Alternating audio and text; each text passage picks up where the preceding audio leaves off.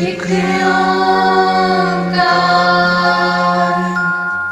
सतनाम सतनाम करता पुरख करता पुरख निर्भव निर्भव निर्वैर निर्वैर अकाल मूरत अकाल मूरत अजूनी सैभं अजूनी सैभं गुर प्रसाद जप गुर प्रसाद जप आद सच आद सच जुगाद सच जुगाद सच है भी सच है भी सच नानक होसी भी सच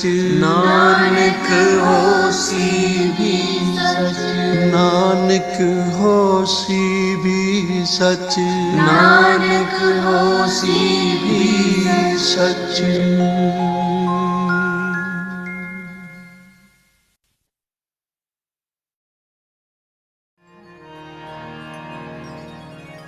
सतगुर होए दयाल सतगुर होए दयाल तां शरदा पूरीए सतगुर होए दयाल तां शरदा पूरीए सतगुर होए दयाल तां शरदा पूरीए सतगुर होए दयाल तां शरदा पूरीए सतगुर होए दयाल सतगुर होए दयाल न कबहूं चूरिए सतगुर होए दयाल तां शरदा पूरीए सतगुर होए दयाल तां शरदा पूरीए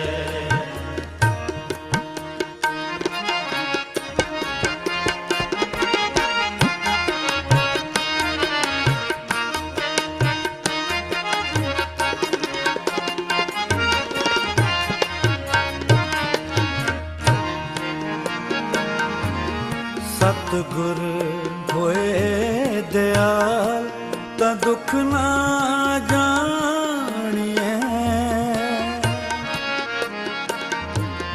सतगुर होए दयाल तां दुख ना जानिए सतगुर होए दयाल तां हर रंग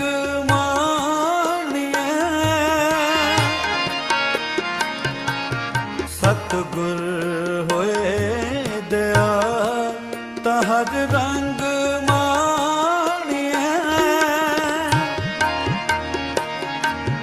सतगुर होए दयाल तां हर रंग मानिए सतगुर होए दयाल तां शरदा पूरीए सतगुर होए दयाल तां शरदा पूरीए सतगुर होए दयाल तां शरदा पूरीए सतगुर होए दयाल तां शरदा पूरीए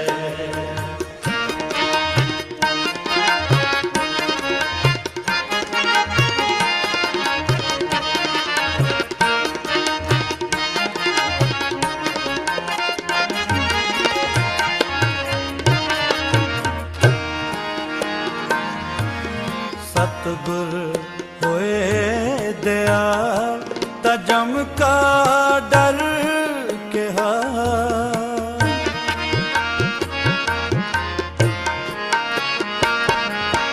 सतगुर होए दयाल ता जम का डर कहा। सतगुर होए दयाल ता सद ही सुख दे।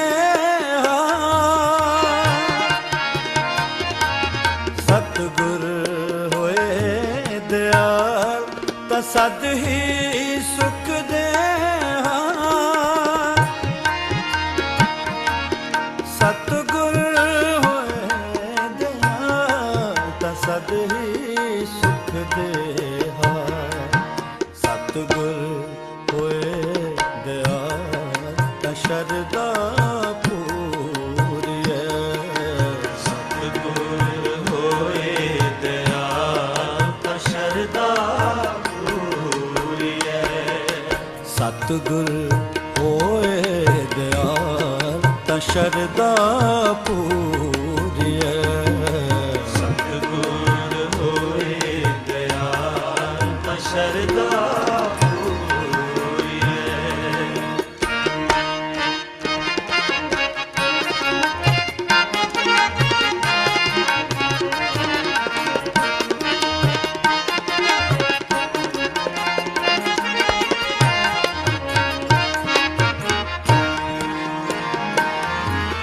सतगुर होए दयाल तनो निध पाए।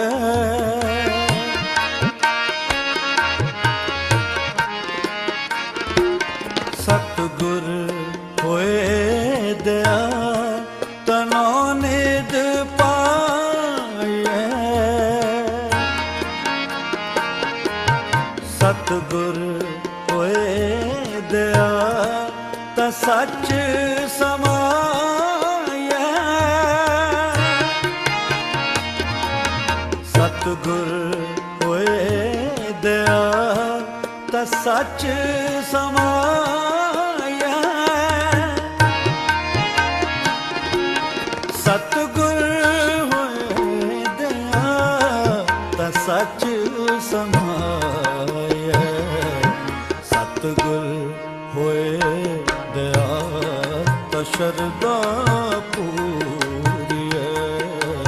सतगुर होए दयाल ता शरदा पूरिए। सतगुर होए दयाल ता शरदा पूरिए। सतगुर होए दयाल ता शरदा पूरिए। सतगुर होए दयाल। सतगुर होए दयाल न कबहूँ चूरिया। सतगुर होए दयाल ता शरदा पूरिए। सतगुर होए दयाल ता शरदा पूरिए। सतगुर होए दयाल ता शरदा पूरिए। सतगुर होए दयाल ता शरदा पूरिए। सतगुर होए दयाल ता शरदा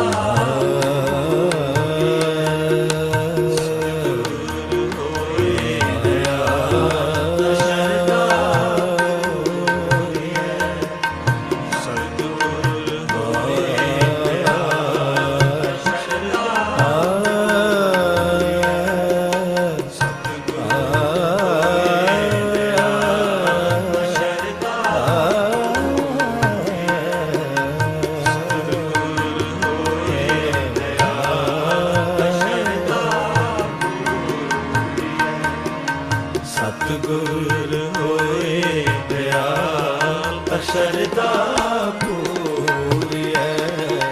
सतगुर होए दयाल ता शरदा पूरिए।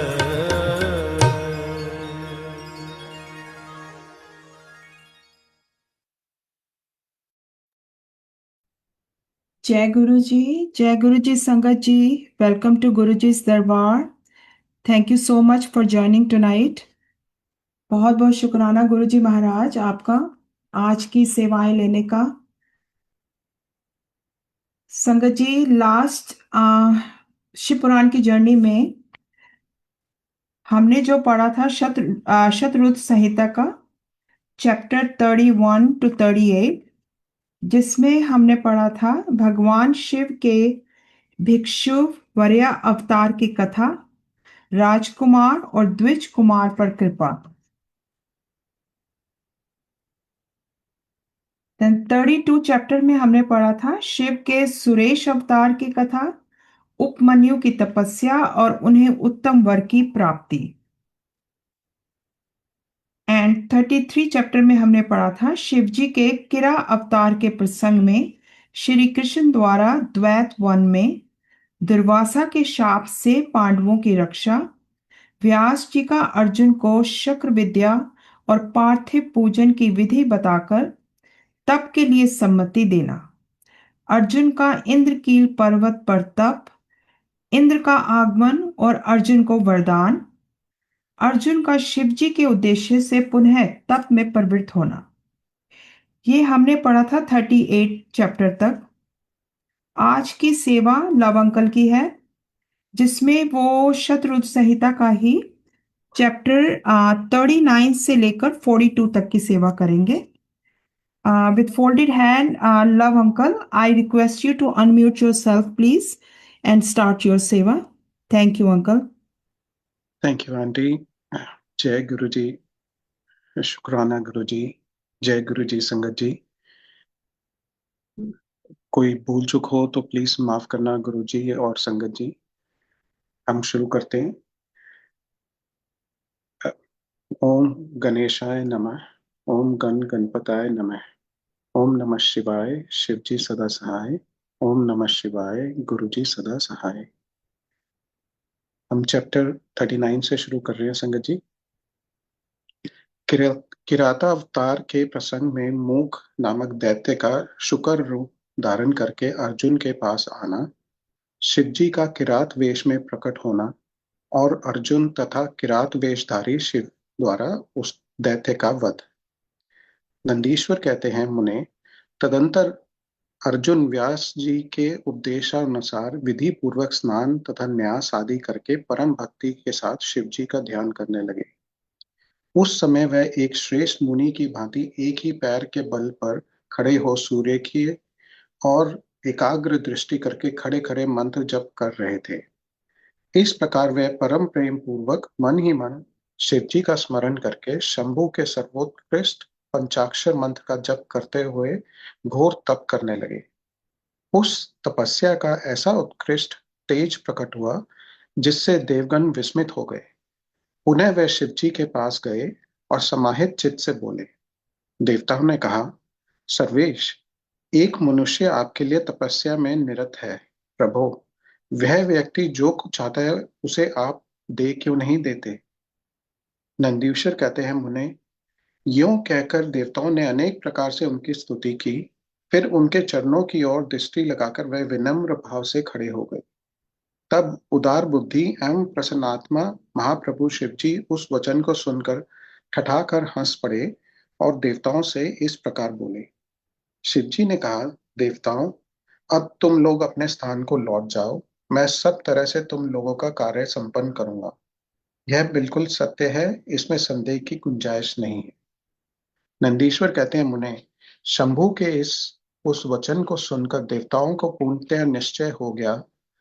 तब वह सब अपने स्थान को लौट गए। इसी समय एक मूक नामक दैत्य शुकर का रूप धारण करके वहां आया। विपेंद्र, उसे उस समय मायावी दुरात्मा दुर्योधन ने अर्जुन के पास भेजा था। वह जहां अर्जुन स्थित थे उसी मार्ग से अत्यंत वेग पूर्वक पर्वत शिखरों को उखाड़ता, वृक्षों को छिन्न भिन्न करता और अनेक प्रकार के शब्द करता हुआ आया। तब अर्जुन की भी दृष्टि उस मूक नामक असुर पर पड़ी। वह शिव जी के पाद्य पदों का स्मरण करके यों विचार करने लगे। अर्जुन ने मन ही मन कहा, यह कौन है और कहां से आ रहा है? यह तो क्रूर कर्मा दिखाई पड़ रहा है, निश्चय ही ये मेरा अनिष्ट करने के लिए आ रहा है। इसमें तनिक भी संशय संशय नहीं है, क्योंकि जिसका दर्शन होने पर आपका मन प्रसन्न हो जाए वह निश्चय ही आपका हितैषी है, और जिसके दिखने पर मन व्याकुल हो जाए वह शत्रु ही है। आचार से कुल का, शरीर से भोजन का, वार्तालाप से शास्त्र ज्ञान का और नेत्र से स्नेह का परिचय मिलता है। आकार से, चाल ढाल से, चेष्टा से, बोलने से तथा नेत्र और मुख के विकार से मन के भीतर का भाव जाना जाता है। नेत्र 4 प्रकार के कहे गए हैं: उज्ज्वल, सरस, तिरछे और लाल। विद्वानों ने इनका भाव भी पृथक पृथक बतलाया है।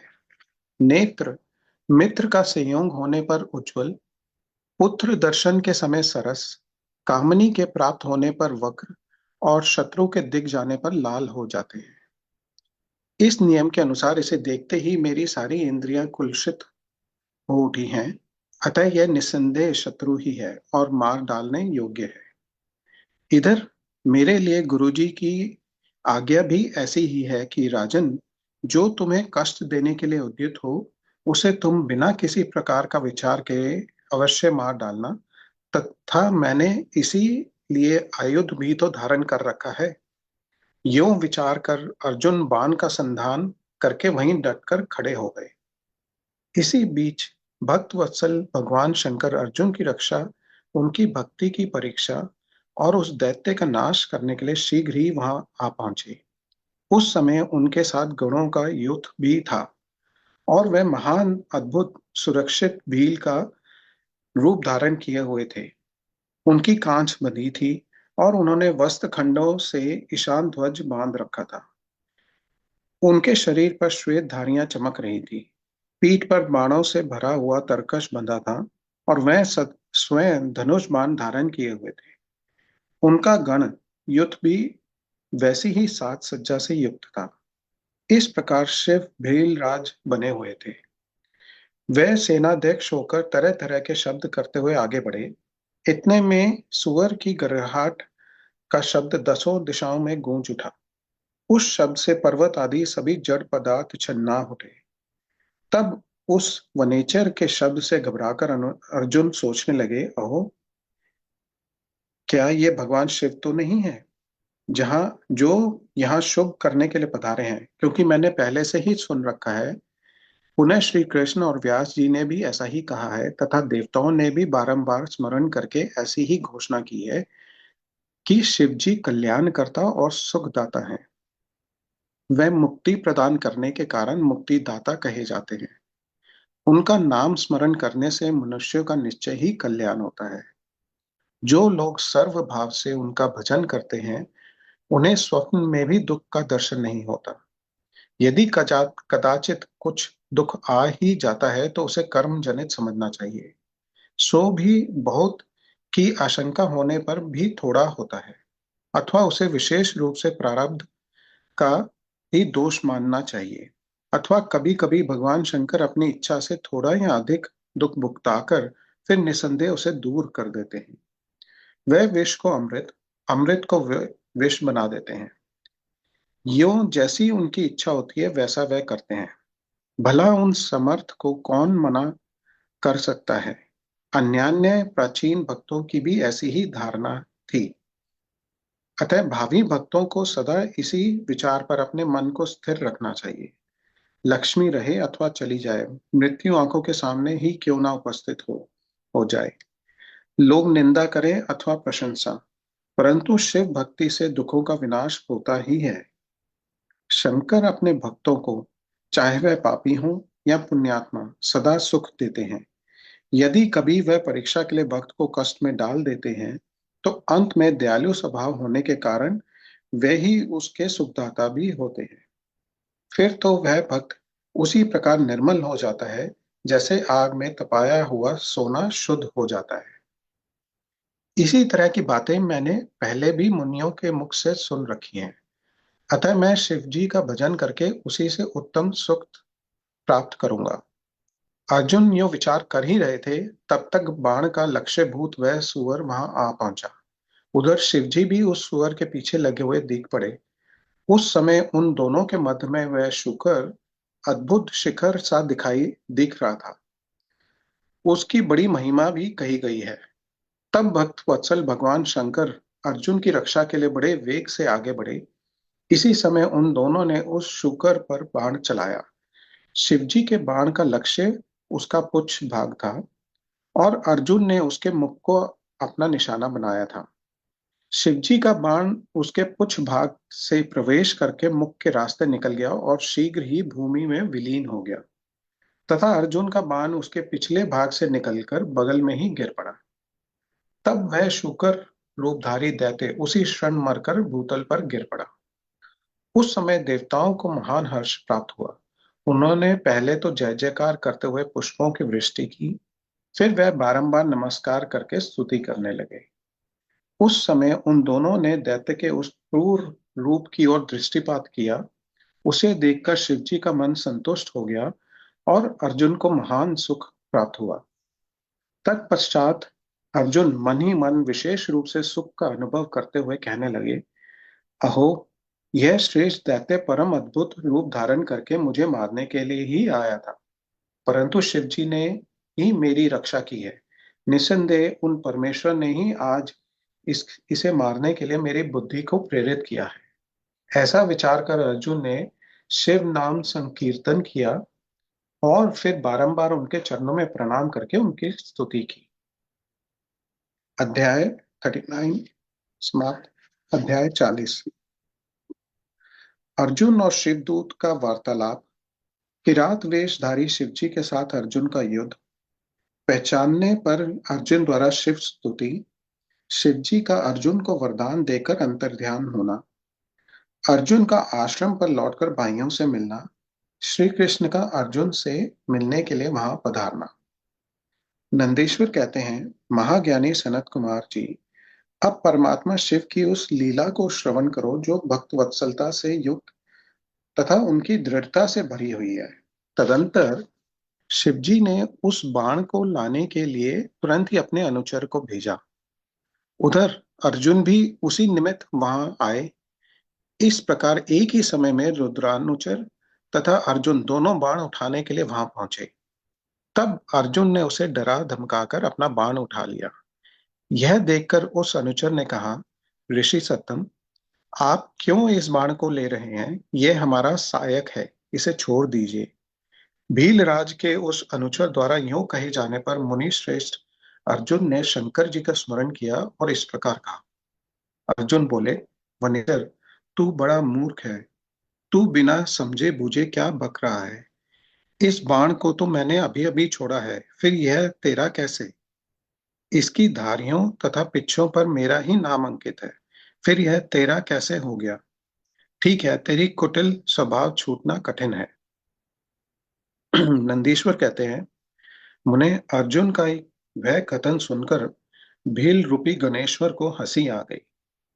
तब वह ऋषि रूप में वर्तमान अर्जुन को यूं उत्तर देते हुए बोला, रे तापस, सुन, जान पड़ता है तो तपस्या नहीं कर रहा, केवल तेरा वेश ही तपस्वी का है, क्योंकि सच्चा तपस्वी छल कपट नहीं करता। भला जो मनुष्य तपस्या में निरत होगा वह कैसे मिथ्या भाषण करेगा एवं कैसे छल करेगा? अरे, तू मुझे अकेला मत समझ।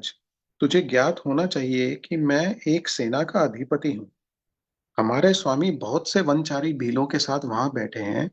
वे विग्रह तथा अनुग्रह करने में सर्वथा समर्थ हैं। यह बाण जिसे तूने अभी उठा लिया है उन्हीं का है।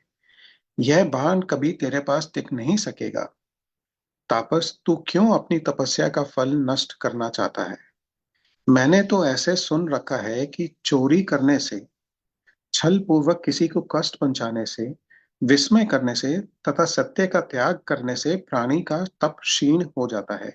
यह बिल्कुल सत्य है। ऐसी दशा में तुझे अब तप का फल कैसे प्राप्त होगा? उस बाण को ले लेने से तू तप से च्युत तथा कृतघ्न हो जाएगा, क्योंकि निश्चय ही यह मेरे स्वामी का बाण है और तेरी रक्षा के लिए ही उन्होंने इसे छोड़ा था। इस बाण से तो उन्होंने शत्रु को मार ही डाला और फिर बाण को भी सुरक्षित रखा। तू तो महान कृतघ्न तथा तपस्या में मंगल करने वाला है। जब तू सत्य नहीं बोल रहा है, तब फिर इस तप से सिद्धि की अभिलाषा कैसे करता है? अथवा यदि तुझे बाण से ही प्रयोजन है तो मेरे स्वामी से मांग ले। वे स्वयं इस प्रकार के बहुत से बाण तुझे दे सकते हैं। मेरे स्वामी आज यहाँ वर्तमान है, तू उनसे क्यों नहीं याचना करता? तू जो उपकार का परित्याग करके अपकार करना चाहता है तथा अभी अभी कर रहा है, वह यह तेरे लिए उचित नहीं है। तू चपलता छोड़ दे। इस पर कुपित होकर अर्जुन ने उससे कई बातें कही। दोनों में बड़ा विवाद हुआ। अंत में अर्जुन ने कहा, मनचारी भील, तू मेरी सार बात सुन ले। जिस समय तेरा स्वामी आएगा, उस समय मैं फल उसका फल चखाऊंगा। तेरे साथ युद्ध करना तो मुझे शोभा नहीं देता, अतः मैं तेरे स्वामी के साथ ही लोहा लूंगा, क्योंकि सिंह और गीदड़ का युद्ध उपहास पद ही माना जाता है। भील, तुम मेरी बात तो सुन ही ली है तूने मेरी बात तो सुन ही ली है। अब तू मेरे महान बल को भी देखेगा। जा अपने स्वामी के पास लौट जा, और अथवा जैसी तेरी इच्छा हो वैसा कर।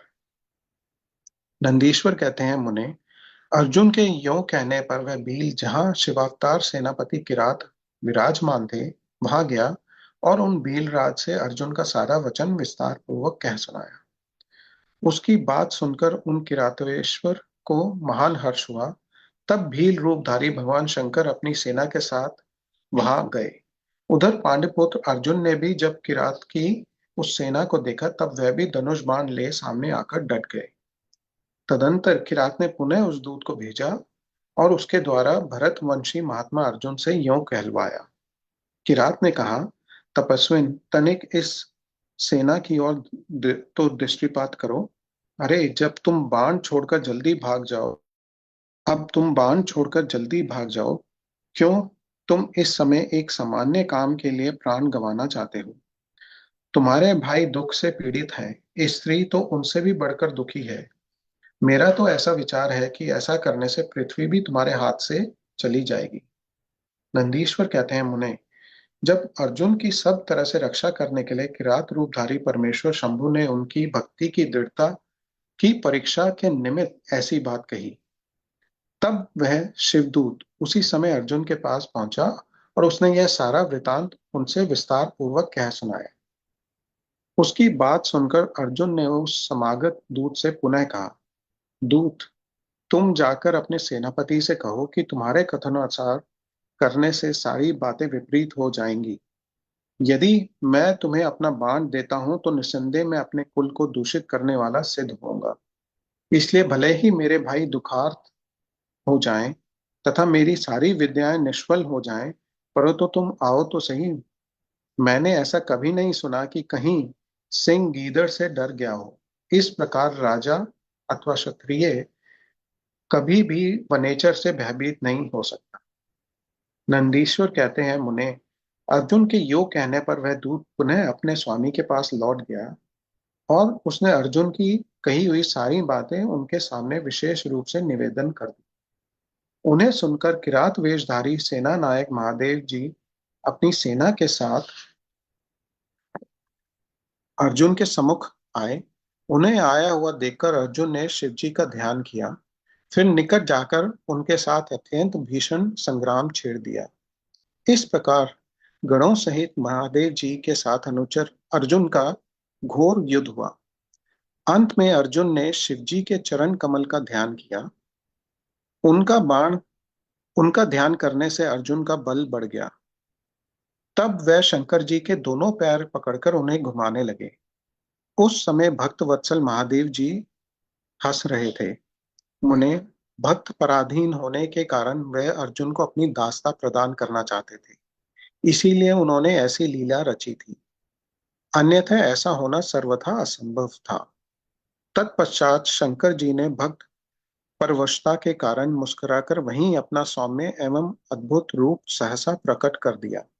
पुरुषोत्तम, शिवजी का जो स्वरूप वेदों, शास्त्रों तथा पुराणों में वर्णित है, तथा व्यास जी ने अर्जुन को ध्यान करने के लिए जिस सर्व सिद्धि दाता स्वरूप का उपदेश दिया था, शिवजी ने वही रूप दिखाया।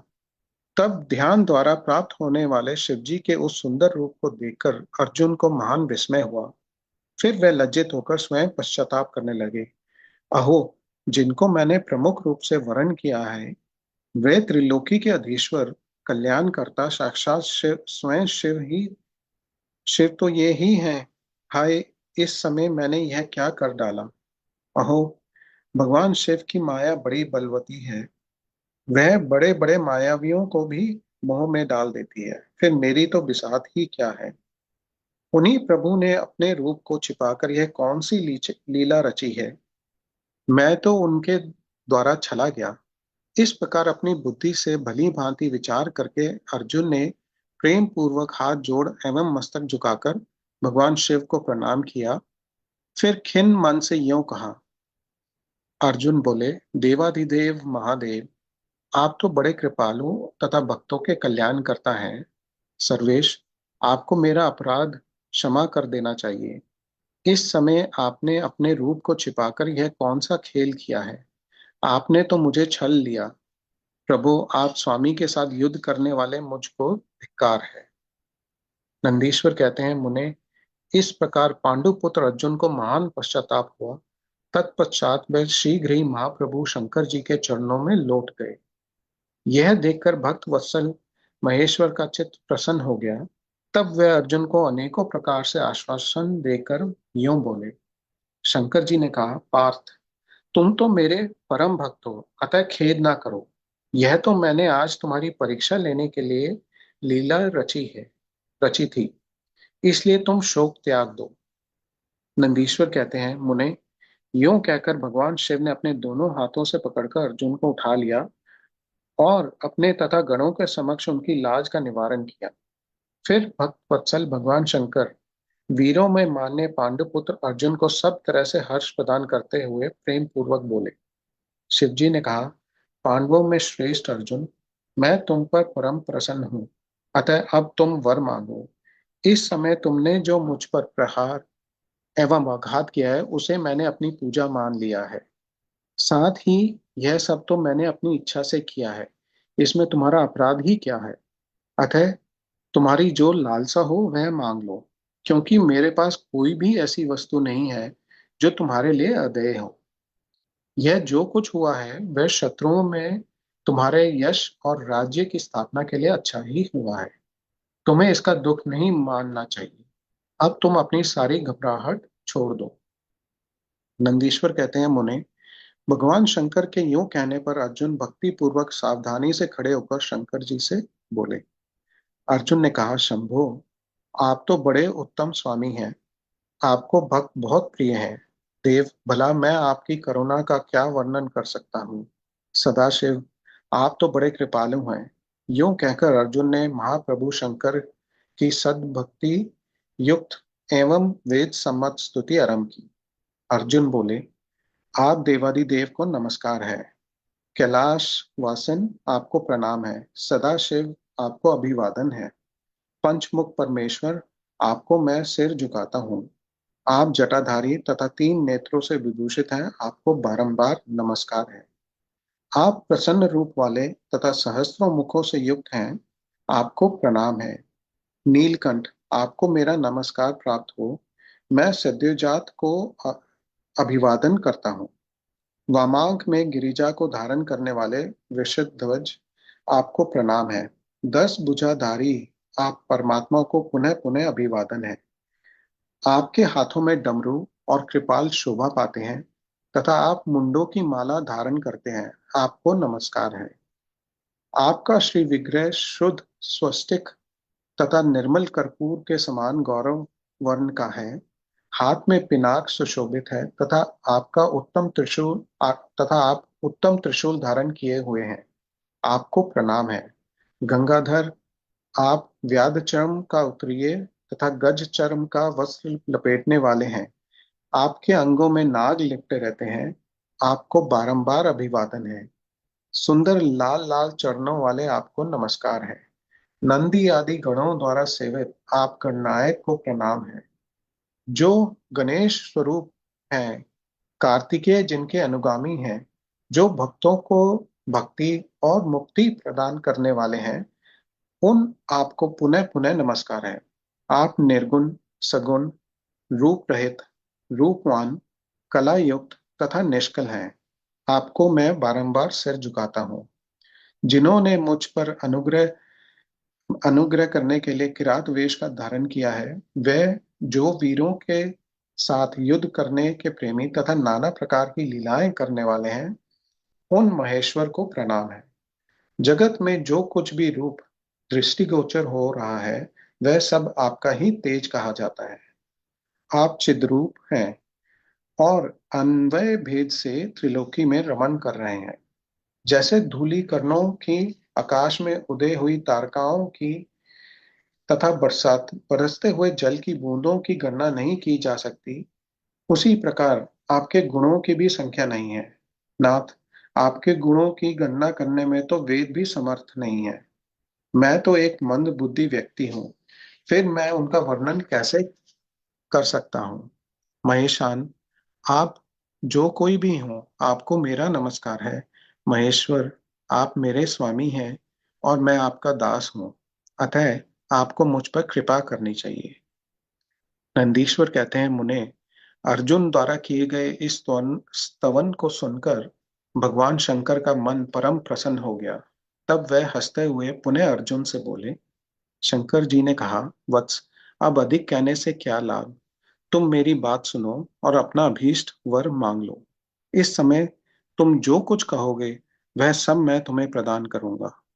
नंदीश्वर कहते हैं, महर्षि, शंकर जी के यूं कहने पर अर्जुन ने हाथ जोड़कर नतमस्तक हो सदाशिव को प्रणाम किया और फिर प्रेम पूर्वक गदगद वाणी में कहना आरंभ किया। अर्जुन ने कहा, विभो, आप तो स्वयं ही अंतर्यामी रूप से सबके अंदर विराजमान हैं, अतः घट घट की जानने वाले हैं। ऐसी दशा में मैं क्या कहूँ। यद्यपि तथापि मैं जो कुछ कहता हूँ उसे आप सुनिए।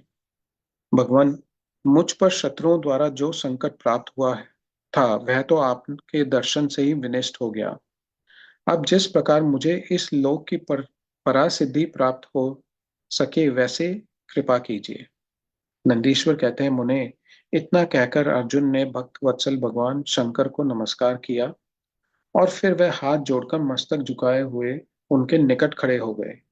जब स्वामी शिव जी को यह ज्ञात हो गया कि वह पांडुपुत्र अर्जुन मेरा अनन्य भक्त है, तब वह भी परम प्रसन्न हुए। फिर उन महेश्वर ने अपने पशुपात नामक अस्त्र को, जो सर्वथा समस्त प्राणियों के लिए दुर्जय है, अर्जुन को दे दिया और इस प्रकार कहा। शिव जी बोले, वत्स, मैंने तुम्हें अपना महान अस्त्र दे दिया। इसे धारण करने से अब तुम समस्त शत्रुओं के लिए अजय हो जाओगे। जाओ, विजय लाभ करो।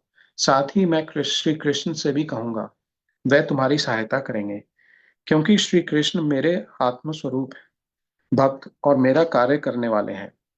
भारत, मेरे प्रभाव से तुम निष्कंटक राज्य भोगो और अपने भाई युधिष्ठिर से सर्वदा नाना प्रकार के धर्म कार्य कराते रहो।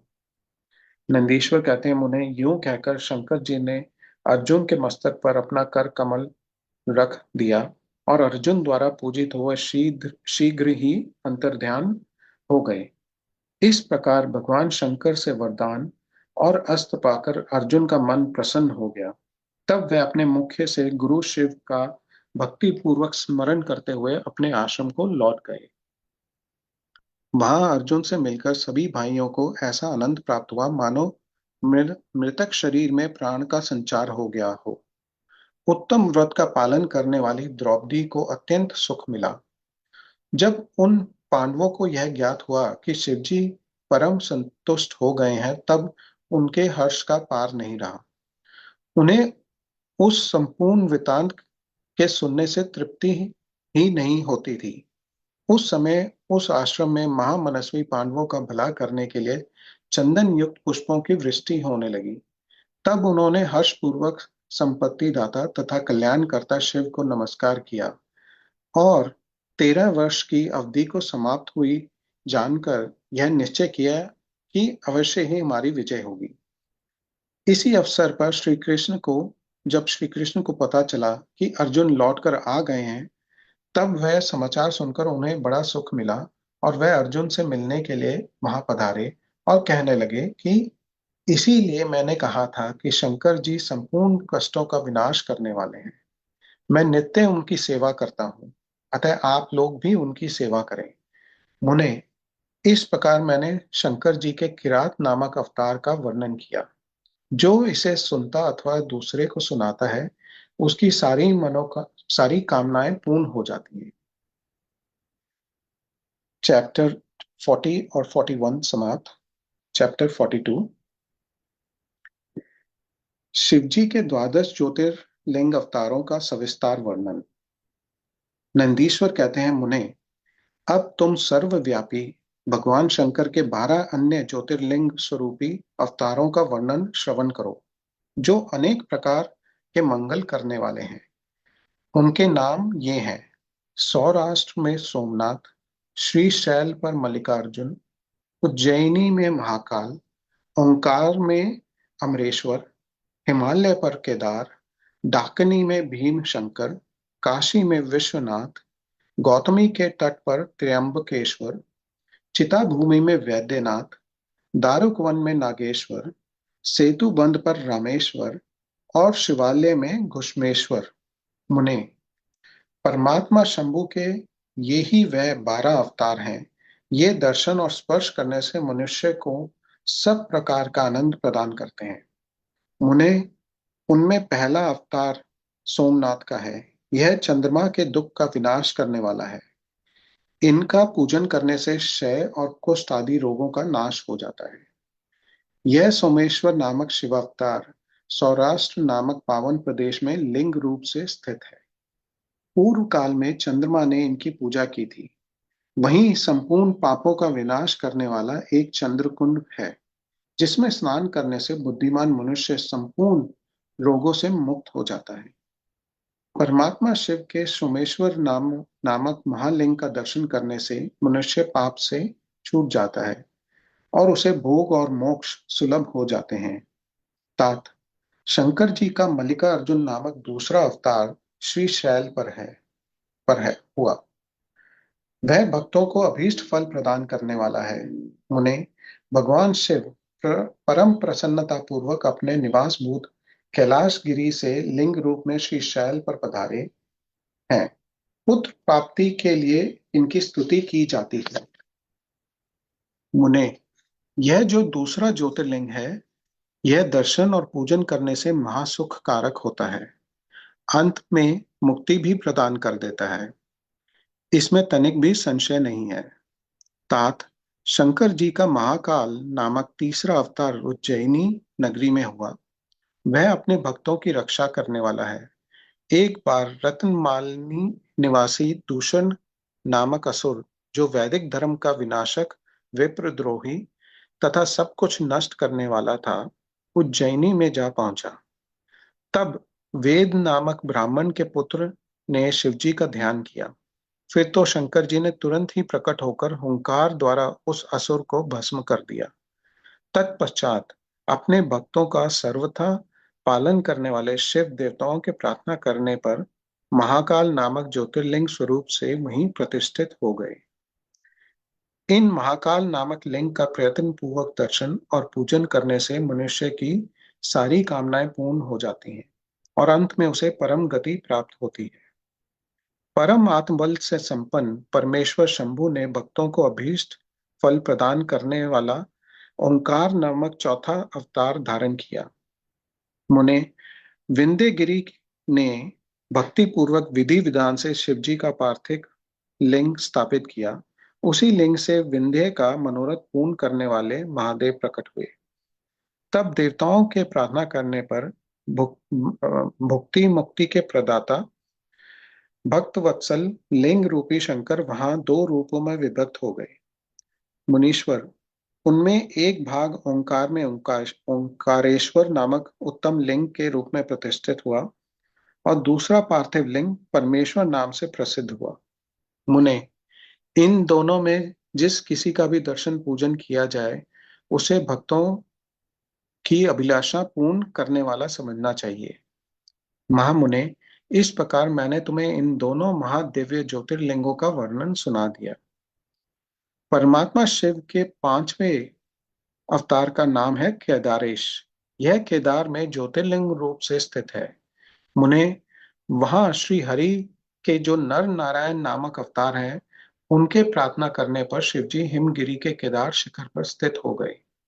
वे दोनों उस केदारेश्वर लिंग का नित्य पूजन करते हैं। वहां शंभु दर्शन और पूजन करने वाले भक्तों को अभीष्ट प्रदान करते हैं।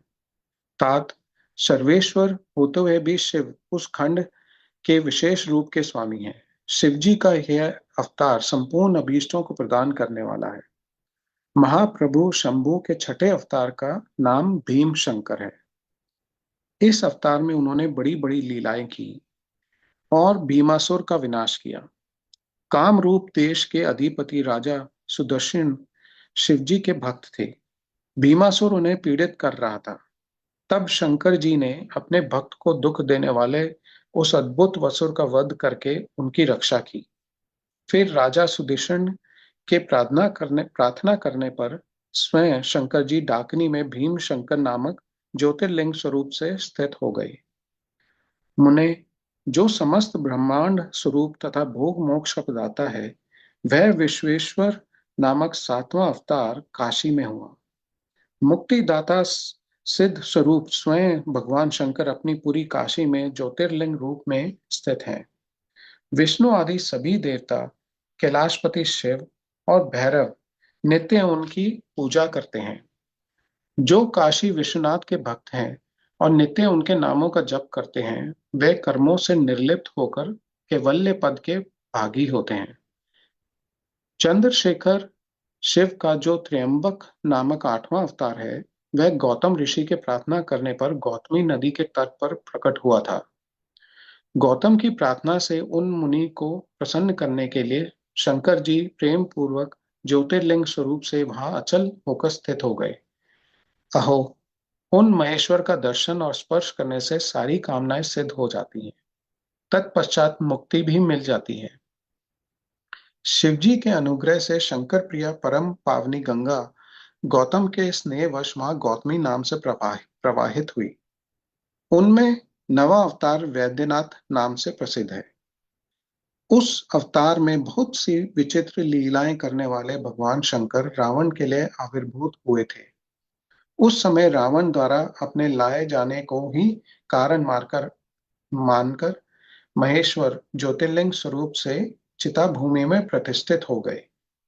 उस समय से वह त्रिलोकी में वैद्यनाथेश्वर नाम से विख्यात हुए। फिर वह भक्ति पूर्वक दर्शन और पूजन करने वालों को भोग मोक्ष के प्रदाता हैं। मुने, जो लोग इन वैद्यनाथेश्वर शिव के महात्म्य को पढ़ते अथवा सुनते हैं, उन्हें वह भक्ति मुक्ति का भागी बना देता है। 10वां नागेश्वर अवतार कहलाता है। वह अपने भक्तों की रक्षा के लिए प्रादुर्भूत हुआ था। यह सदा दुष्टों को दंड देता रहता है। इस अवतार में शिवजी ने दारुक नामक राक्षस को, जो धर्मधाती था, मारकर वैश्यों के स्वामी अपने सुप्रिय नामक भक्त की रक्षा की थी। तत्पश्चात बहुत सी लीलाएं करने वाले वह परात्पर प्रभु शंभु लोकों का उपकार करने के लिए अंबिका सहित ज्योतिर्लिंग स्वरूप से स्थित हो गए। मुने, नागेश्वर नामक उस शिवलिंग का दर्शन तथा अर्चन करने से राशि राशि के महान पातक तुरंत विनष्ट हो जाते हैं। मुने, शिवजी का 11वां अवतार रामेश्वर अवतार कहलाता है। वह श्री रामचंद्र का प्रिय करने वाला है। उसे श्री राम ने ही स्थापित किया था। जिन भक्त वत्सल शंकर ने परम प्रसन्न होकर श्री राम को प्रेम पूर्वक विजय का वरदान दिया, वह ही लिंग रूप में आविर्भूत हुए। मुने, तब श्री राम के अत्यंत प्रार्थना करने पर वह सेतु बंध पर ज्योतिर्लिंग रूप से स्थित हो गए। उस समय श्री राम ने उनकी भली भांति सेवा पूजा की। रामेश्वर की अद्भुत महिमा की भूतल पर किसी से तुलना नहीं की जा सकती है। यह सर्वदा भक्ति मुक्ति की प्रदायिनी तथा भक्तों की कामना पूर्ण करने वाली है। जो मनुष्य सद्भक्ति पूर्वक रामेश्वर लिंग को गंगा जल से स्नान कराएगा वह जीवन मुक्त ही है। वह इस लोक में जो देवताओं के लिए भी दुर्लभ है ऐसे संपूर्ण भोगों को भोगने के पश्चात परम ज्ञान को प्राप्त होगा। फिर उसे कैवल्य मोक्ष मिल जाएगा। घुष्मेश्वर अवतार शंकर जी का 12वां अवतार है। वह नाना प्रकार की लीलाओं का कर्ता, भक्त वत्सल तथा घुष्मा को आनंद देने वाला है। मुने, घुष्मा का प्रिय करने के लिए भगवान शंकर दक्षिण दिशा में स्थित देवशैल के निकटवर्ती एक सरोवर में प्रकट हुए। मुने, घुष्मा के पुत्र को सुदेह ने मार डाला था। उसे जीवित करने के लिए घुष्मा ने शिवजी की आराधना की। तब उनकी भक्ति से संतुष्ट होकर भक्त वत्सल शंभु ने उनके पुत्र को बचा लिया। तदंतर कामनाओं के पूरक शंभु घुष्मा की प्रार्थना से उस तड़ाग में ज्योतिर्लिंग रूप से स्थित हो गए। उस समय उनका नाम घुष्मेश्वर हुआ। जो मनुष्य उस शिवलिंग का भक्ति पूर्वक दर्शन तथा पूजन करता है वह इस लोक में संपूर्ण सुखों को भोगकर अंत में मुक्ति लाभ करता है।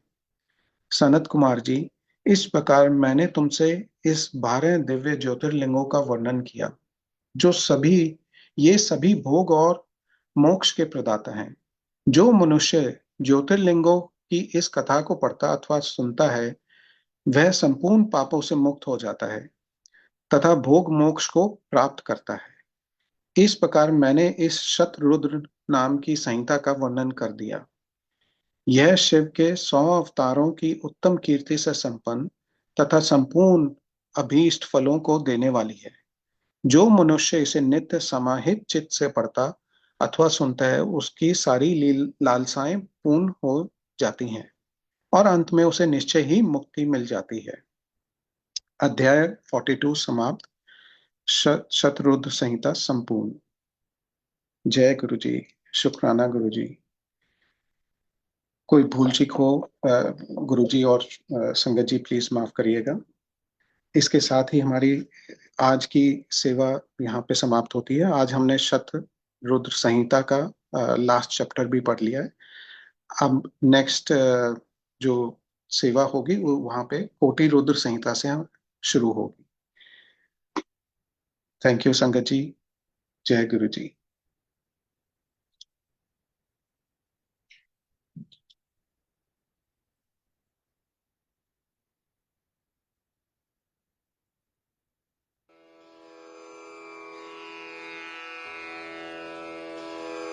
जय गुरु जी की। अब हम मंत्र जाप करेंगे।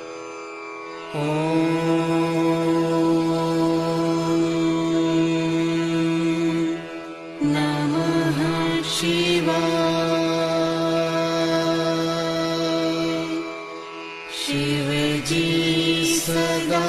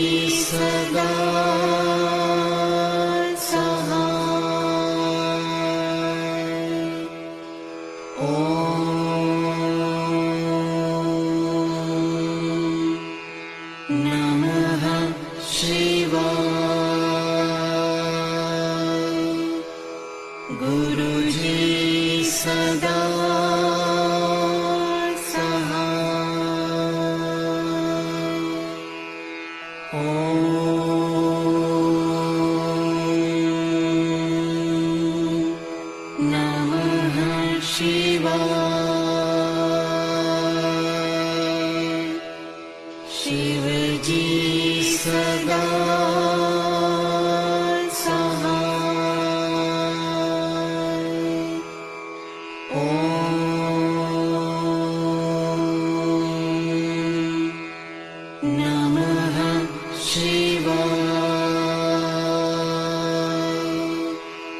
गुरु जी सदा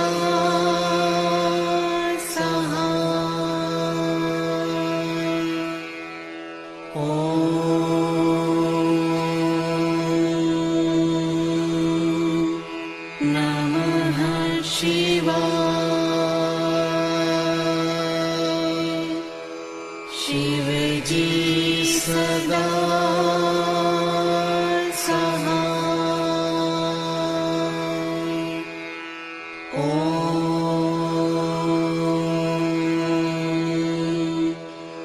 नमः शिवाय। गुरु जी सदा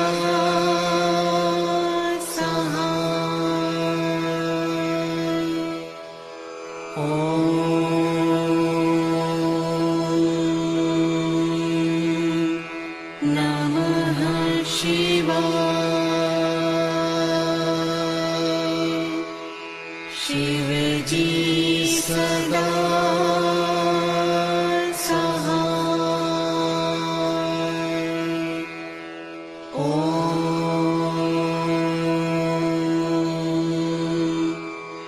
नमः शिवाय। गुरु जी सदा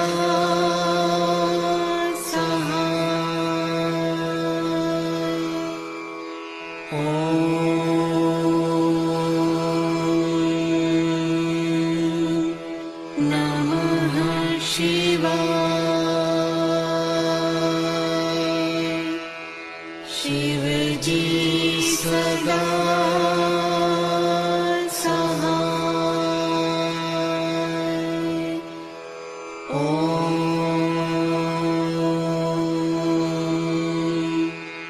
नमः शिवाय। गुरु जी सदा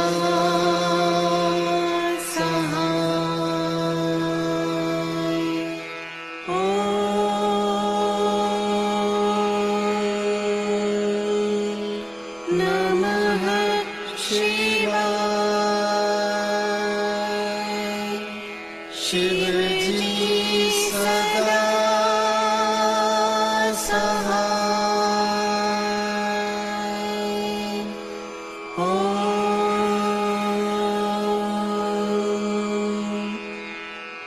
नमः शिवाय।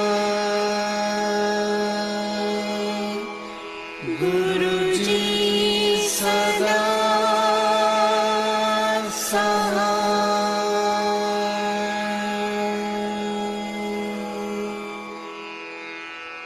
जय गुरु जी की।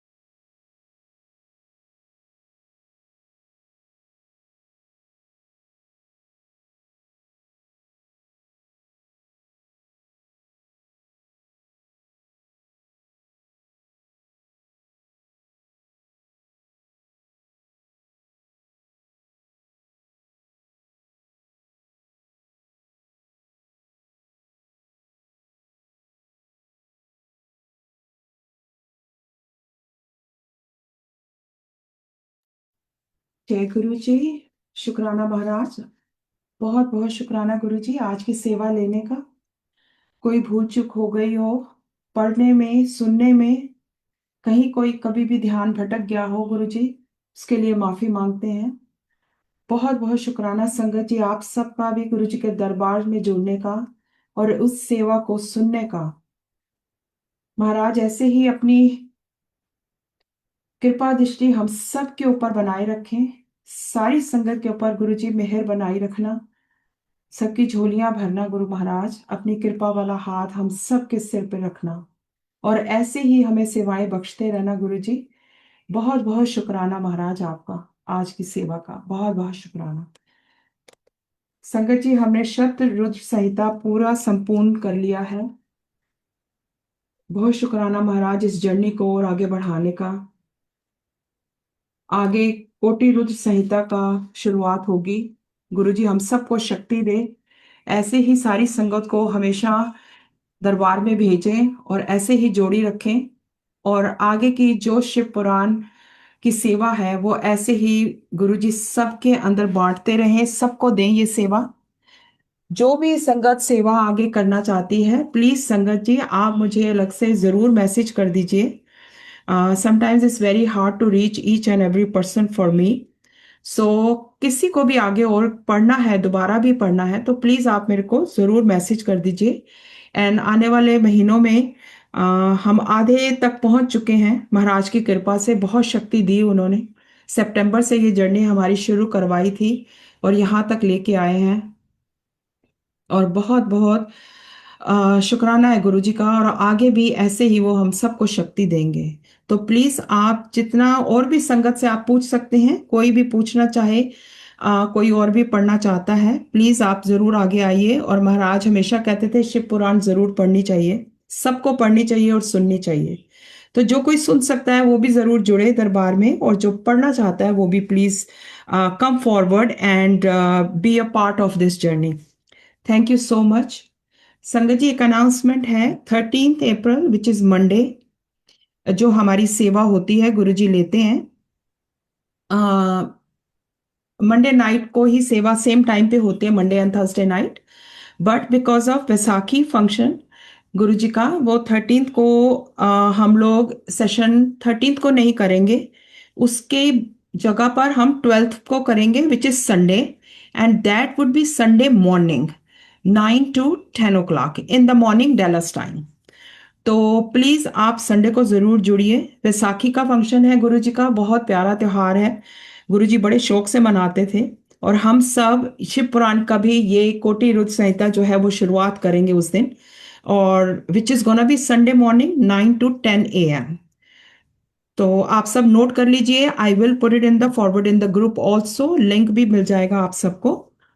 और आई थिंक दैट्स इट। और आप प्लीज कम फॉरवर्ड इस जर्नी में, be a part of it.